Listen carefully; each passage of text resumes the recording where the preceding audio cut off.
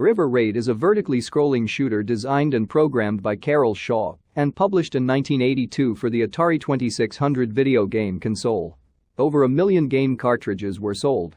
Viewed from a top-down perspective, the player flies a fighter jet over the river of no return in a raid behind enemy lines. The player's jet can only move left and right. It cannot maneuver up and down the screen, but it can accelerate and decelerate. The player's jet crashes if it collides with the riverbank or an enemy craft, or if the jet runs out of fuel. Assuming fuel can be replenished, and if the player evades damage, gameplay is essentially unlimited. The player scores points for shooting enemy tankers, helicopters, fuel depots, jets, and bridges. The jet refuels when it flies over a fuel depot. A bridge marks the end of a game level. Destroying bridges also serve as the game's checkpoints.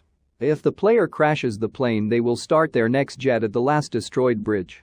For its time, River Raid provided an inordinate amount of non-random, repeating terrain despite constrictive computer memory limits.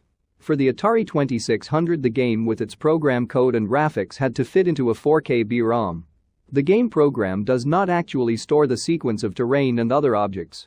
Instead, a procedural generation algorithm manifests them by employing a linear feedback shift register with a hard-coded starting value, also called a pseudorandom number generator. Because of this, the algorithm generates the same game world every time the program executes. The enemy craft's AI relies on another pseudorandom number generator to make the start of the enemy movement less predictable, as this pseudorandom number generator's starting value is not reset when a new game starts. You can download a remake for Android devices from the link in the video description.